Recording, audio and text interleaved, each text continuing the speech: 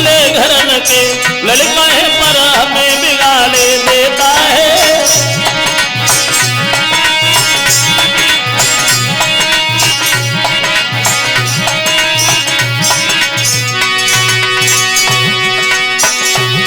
अब कन्हैया की शिकायत करता हुआ बोला मां सुनो, तुम्हें नहीं मालूम मैया तेरो गिरधारी नित चोरी करता है। मेरे हुआ नहीं ऐसा, मेरे हुआ नहीं ऐसा, ये श्याम कराता है।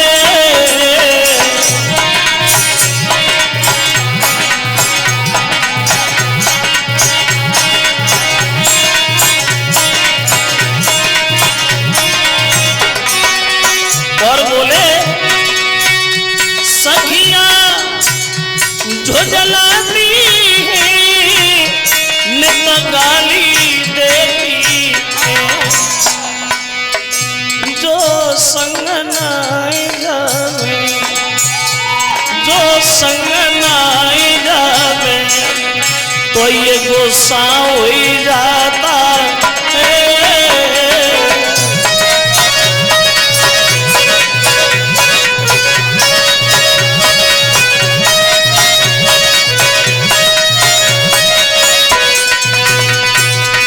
कहने का मतलब ये है श्रोता बंधुओं,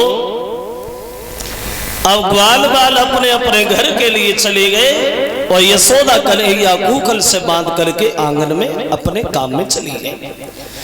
अब कन्हैया बंधे पड़े हैं आंगन में उखल से, तो देखा भगवान ने किसी का ध्यान हमारी तरफ नहीं, तो उस उखल को लुढ़काने लगे और धीरे धीरे लुढ़काते हुए दरवाजे पे पहुंचे।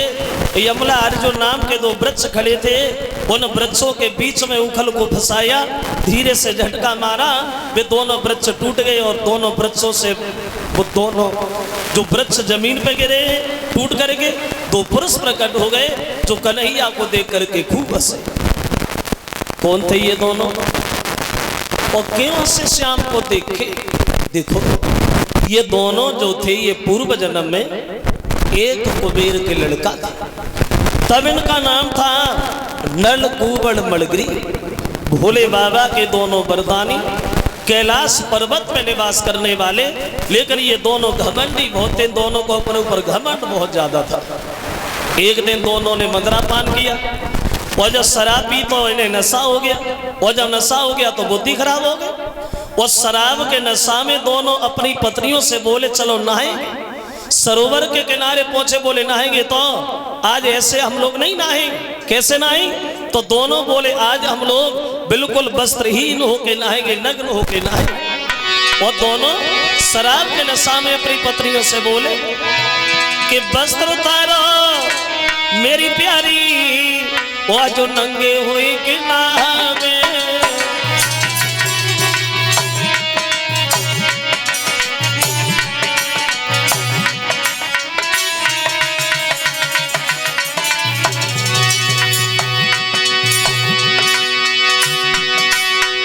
बोले वस्त्र उतारो मेरी रनिया जो नंगे हुई कि नहावे।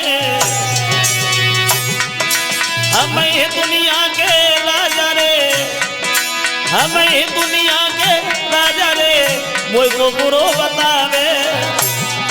उत्तर दिया आज हम लोग बिल्कुल नग्न होके नहाएंगे, वस्त्रहीन होके नहाएंगे। तो पत्नियां मना भी करती, बोली पागल हो, अरे क्या कह रहे हो, कोई देखेगा तो क्या कहेगा। शराब के नशा में नहीं माने दोनों, परिणाम ये होगा।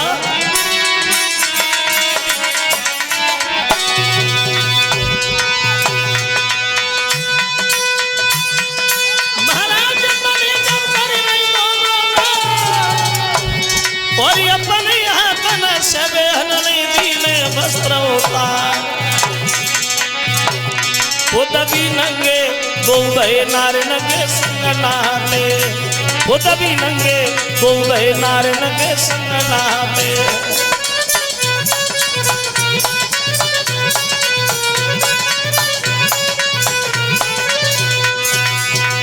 अपने हाथों से कपड़ा उतारे, उसी सरोवर में बिल्कुल नग्न होकर के दोनों नहाने लगे। अकस्मात देवर्षि नारद उधर से निकलते हुए गए तो दोनों पत्नियां दोनी अपने वस्त्र पहन लिए, लेकिन वे दोनों घमंडी बिल्कुल नंगे ही खड़े रह पाए। तो नारद को क्रोध आ गया, मूर्खो, सब कुछ जानने के बाद में भी अज्ञान बन रहे हो और तुम्हें ये बोध नहीं है, तो हम तुम्हें ये श्राप देते हैं, तुम दोनों वृक्ष बन जाओगे, कपड़ा पहनने की जरूरत ही नहीं पड़ेगी। जब ये कहा कि वृक्ष बन जाओ तो दोनों रोने लगे, बोले महाराज जब हम वृक्ष बनेंगे तो फिर हमारा उद्धार कैसे होगा? बोले उद्धार तब होगा जब 16 कला से भगवान कन्हैया का अवतार होगा, उन्हीं के हाथों से तुम्हारा उद्धार होगा। तो ये वही थे दोनों जो भगवान की बार बार वंदना करते हैं और परम धाम के लिए जाते हैं। अब क्या होगा? अब इधर नंद बाबा ने देखा है ना तो कोई तेज हवा आई ना आंधी आई, बिना हवा आंधी कितने भारी भारी वृक्ष कैसे टूटे गए। जब से कन्हैया पैदा हुए हैं गोकुल में तब से कोई ना कोई उपद्रव होता ही रहता है। अगर ये वृक्ष कहीं कन्हैया के ऊपर गिर जाते तो क्या होता? तो डर की वजह से सबको सलाह मिला करके उस गोकुल का त्याग करते हैं और गोकुल को छोड़ करके एक तुलसी का वन जिसे वृंदावन कहा, उस वृंदावन में गए हैं और वहां जाकर के अपने अपने घर बना के रहने लगे। गोकुल को छोड़ दिया और वृंदावन आबाद कर दिया। अब हुआ ऐसा, जब ये सब लोग वृंदावन में रहने लगे तो एक दिन श्याम सुंदर अपनी मैया यशोदा से बोले हैं, माँ भैया बलराम ग्वाल बाल सब चले जाते सुबह सुबह गाय चराने और मैं घर में अकेला रह जाता, मुझे अच्छा नहीं लगता, मैया मैं भी जाऊंगा। तो यशोदा बोली अगर जाना चाहते तो चले तो जाओ श्याम, लेकिन एक बात ध्यान रखना, हर जगह जाना मगर भूल करके एक जगह न जाना। का नहीं जाना? तो यशोदा बोली लाला सुनो, हर जगह जाना लेकिन एक जगह तुम नहीं जाओगे। कहा? तो यशोदा समझाने लगी, कन्हैया सुनो कि यमुना तट पे काली देह पे और मेरे लाल भूल के मत जाना।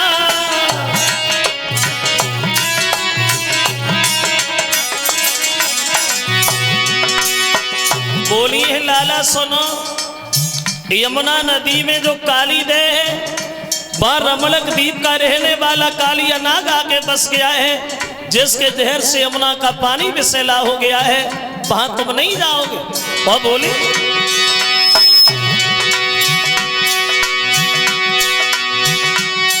यमुना तट पे काली देव मेरे लाल भूल के मत जाना, संध्या होने से पहले ही तुम लौट के घर में आ जाना।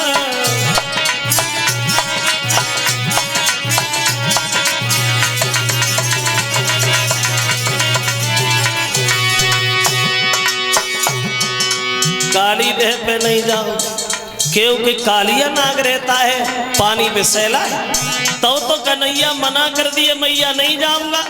लेकिन जब सुबह हुआ तो सबसे पहले कन्हैया वहीं गए ना, यशोदा ने मना किया। देखा बहुत सुंदर जगह है तो कन्हैया बंसी बजाने लगे।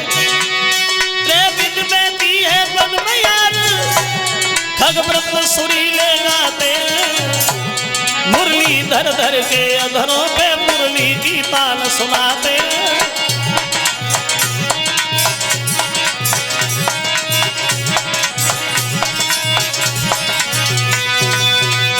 गए भगवान, या यशोदा ने मना किया है। अब कन्हैया ने देखा कि बड़ा सुंदर जगह है तो कन्हैया वहीं बैठ करके बंसी बजाने लगे। अब इधर भगवान बंसी की धुन में लीन है और उधर कंस का भेजा हुआ वत्सासुर नाम का राक्षस जो था वो मौका पा करके बछड़ा बन गया और कन्हैया के बछड़ों में जाके शामिल हो गया। लेकिन बछड़ा बने हुए राक्षस को पहचान लिया और खेल ही खेल में उसका काम तमाम कर दिया। बोले भेजो, कितने भेजो। कंस बड़ा अधीर है, बकासुर को भेजा, बकासुर बगुला बन के गया। लेकिन कन्हैया ने उसे भी पहचान लिया, बीच से फाड़ दिया। बोले हाँ तुम भी चले जाओ। कंस भेजने में लगा है, कन्हैया मारने में लगे हैं। बहुत दुखी है, कंस की कचहरी लगी है, चेहरा बड़ा उदास है। उदास चेहरा लिए हुए कंस दरबार में बैठा है। तो अकस्मात देवर्षि नारद का कंस के दरबार में आना हो गया। जैसे ही कंस ने नारद जी को देखा, बोले आ बाबा बैठो। लेकिन कंस की आवाज सुनकर के नारद पूछने लगे, कंस क्या हुआ? आज तो आवाज भी दबी हुई नजर आ रही है, कमजोर भी हो, कोई बीमारी है तो बढ़िया बढ़िया वैद्य दवा करा, नहीं तो मर जाओगे। और किसी दुश्मन का भय सता रहा है तो तुम्हारे पास तो बड़े बड़े बहादुर हैं, किसी को भेजो मरवा। कंस बोला बाबा कैसे समझा? ज्योतिषियों का कहना है नंद नाम का जो यादव है, जो गोकुल को छोड़ के वृंदावन आबाद कर दिया, उसी के घर में दो लड़का कृष्ण बलराम, वही हमारे काल है। तो नारद बोले काले तो किसी को भेज दो, मरवा दो, किसमें कौन सी बड़ी बात है, तुम्हारे पास काय की कमी है, बहुत बहादुर है। कंस बोला बाबा कैसे बताओ? पूतना सक्का सोत्रना बरतघासुर बकासुर बत्सासुर सब चले गए, कोई आज तक लौट के ही नहीं आया। और किसी ने ये भी हमें न बताया कि वो कृष्ण गोरा है कि काला है। अब चिंता वाली बात ये बाबा जी चले कहाँ गए सब के सब? तो नारद जी बोले कंस सुनो, अगर हम तुम्हें उपाय बताएं उसमें अगर तुम चल जाओ तो वे दोनों मारने नहीं पड़ेंगे, खुद ही मर जाएंगे। कंस बोला बाबा जी बताओ ना, कब बताओगे? जब मर जाएंगे तब। बोले तुम्हें कौन मार सकता है? सुनो, तुम्हें तो पता ही यमुना नदी में जो काली दे है, हाँ कालिया नाग भी वही रहता है, हाँ पानी विषैला है, फूल कमल के हैं। तो एक काम करो, कमल के फूल मंगवा, वे दोनों मारने नहीं पड़ेंगे, खुद ही मर जाएंगे। कंस बोला बाबा जी पूरी बात नहीं समझे। बोले कैसे समझोगे? वो इतने बड़े शैतान है जो किसी की बात नहीं मानते, और जब वे फूल तोड़ने जाएंगे तो नारद जी बोले कंस सुनो, मेरी बात सुनो,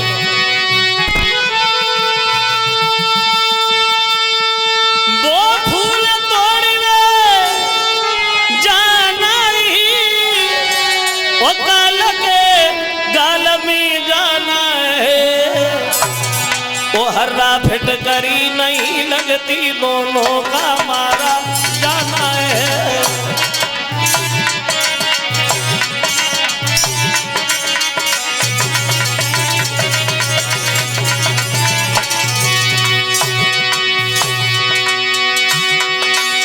बोले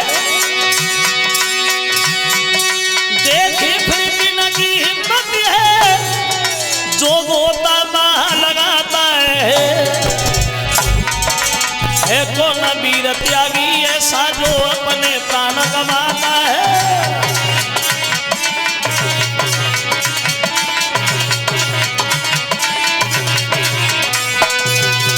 उत्तर दिया फूल तोड़ने जाएंगे तो कालिया नाग के जहर से दोनों ढेर हो जाएंगे, मारने नहीं पड़ेंगे, खुद ही मर जाएंगे। और कमल के फूल न भिजवाए जाए तो इसी बात के बदले में तुम वृंदावन के लोगों को पकड़ के जेल में डाल देना, जब इच्छा तुम निकाल के मार देना। कौन सी बात है कहो, कैसी रही? कंस बोला बाबा आज मन की कही है।